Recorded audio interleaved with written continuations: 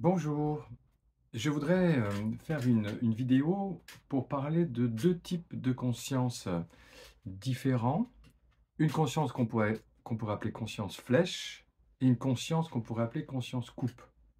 Alors ces deux consciences, conscience coupe et conscience flèche, sont souvent attribuées à Durkheim, ce Durkheim-là, Carl Fried, mais je n'ai pas retrouvé dans son œuvre ces deux consciences, conscience flèche et conscience coupe. Bon.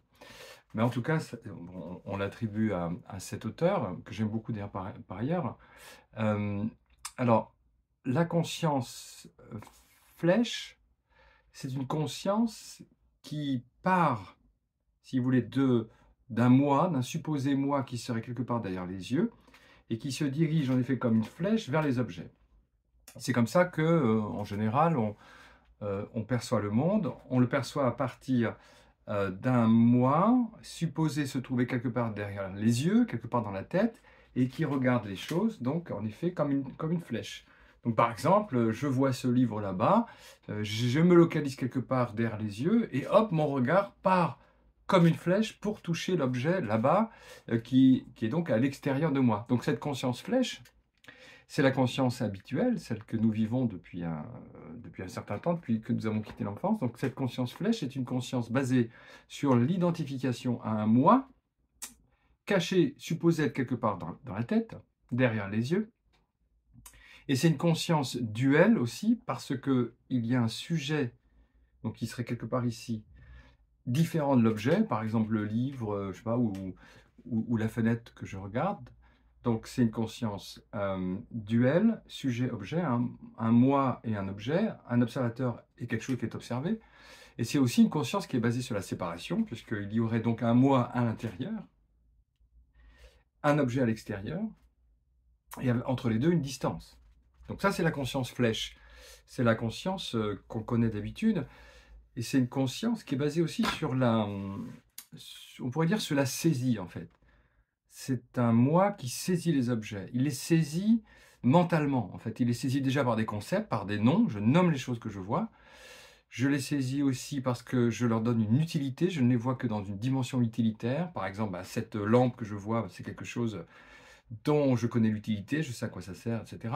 Et tout mon univers est comme ça constitué d'objets ayant une utilité, si vous voulez.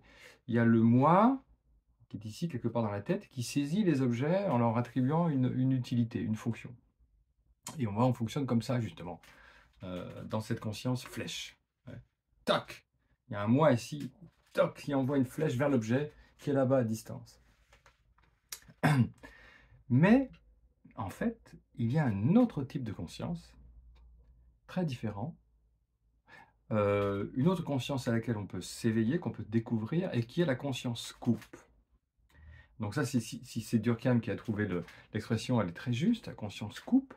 Il attribue d'ailleurs cette conscience coupe au féminin, en fait, il utilise aussi des concepts taoïstes, le yin, le féminin.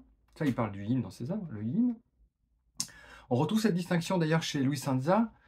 Louis Sanza qui parle, lui, de conscience convexe et concave. La conscience concave étant associée, en effet, à cet accueil du monde et à cette dimension féminine, si vous voulez. Et la conscience flèche, la conscience convexe, donc pour lui, est associée au masculin. Alors, cette conscience coupe est une conscience très différente. Alors, c'est une conscience qui est en effet vide comme une coupe, qui est ouverte et vide comme une coupe, et qui accueille le monde, en fait, en elle. Donc c'est une conscience non duelle, parce qu'il n'y a plus là, dans cette conscience coupe, il n'y a plus de différence entre l'intérieur et l'extérieur. Il n'y a plus de séparation, en fait, dans cette conscience coupe. Et surtout, il n'y a plus quelqu'un qui regarde ou qui entend les objets à distance. Le moi disparaît de la conscience coupe. Le moi disparaît et ne demeure que cette ouverture éveillée, remplie du monde.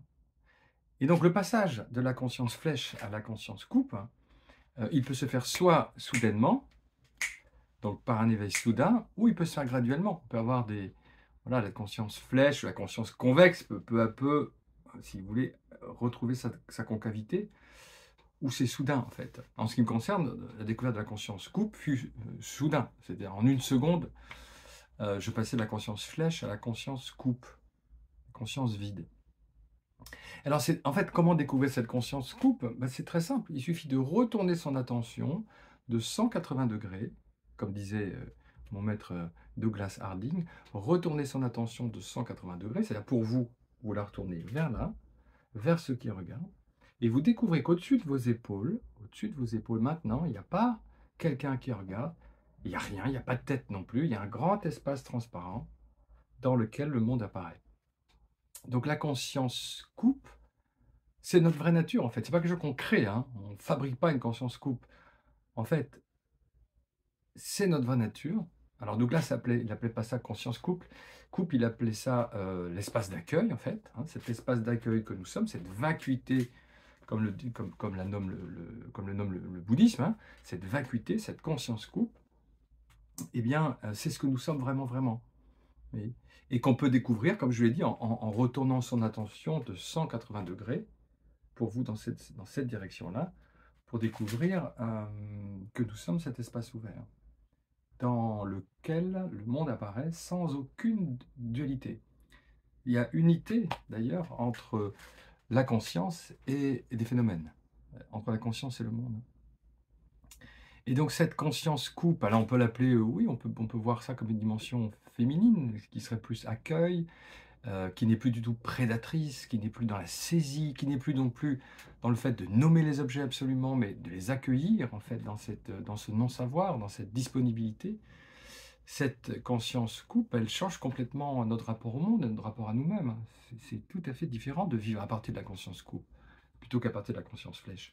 Alors la conscience flèche, si vous voulez, elle ne va pas non plus complètement disparaître, elle est utile aussi, c'est important de connaître le nom des objets, c'est important parfois de se concentrer sur une tâche et de focaliser son attention sur un problème à faire. C'est important de connaître les fonctions des objets aussi, bien sûr, ça ne va pas disparaître. Mais cette conscience flèche, elle n'est plus la maîtresse de notre vie, du tout, du tout. Elle apparaît si nécessaire, elle apparaît si besoin. Le vrai centre de notre vie, c'est cette conscience coupe, cette conscience ouverte, cette conscience donc concave, disponible, d'ouverture, qui est notre vraie nature, et conscience dans laquelle le monde jaillit et apparaît.